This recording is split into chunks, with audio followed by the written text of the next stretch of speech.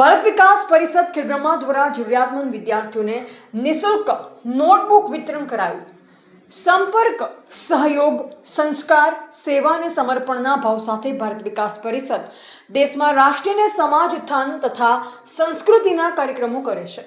જે અંતર્ગત ભારત વિકાસ પરિષદ ખેડબ્રહ્મા દ્વારા સેવા યજ્ઞ ભાગ 2 ના ભાગરૂપ ખેડબ્રહ્મા તાલુકાની વાઘેશ્વરી લીલા વંટાને બોરડી પ્રાથમિક શાળા ખાતે તારીખ 13/7/2026 રોજ નાયક પરિવાર પ્રિન્સિપાલ સનતભાઈ નાયક ગડા હાઈસ્કૂલ પ્રોફેસર ડૉક્ટર હિનાબેન ભોજક તથા અંશુ નાયક દ્વારા દીકરા પાસોના જન્મદિન નિમિત્તે અને સ્વર્ગીય હીરાદાદાની સ્મૃતિમાં ભારત વિકાસ પરિષદ ખેડબ્રહ્મા અને આદિવાસી સંશોધન કેન્દ્ર ખેડબ્રહ્મા કોલેજના સંયુક્ત ઉપક્રમે ખેડબ્રહ્મા તાલુકાના વાઘેશ્વરી લીલા વંટા અને બોડી પ્રાથમિક શાળામાં 850થી વધુ વિદ્યાર્થીઓને અંદાજે 45,000 રૂપિયાની 3,000 જેટલી નોટબુકનું વિતરણ કરવામાં આવ્યું।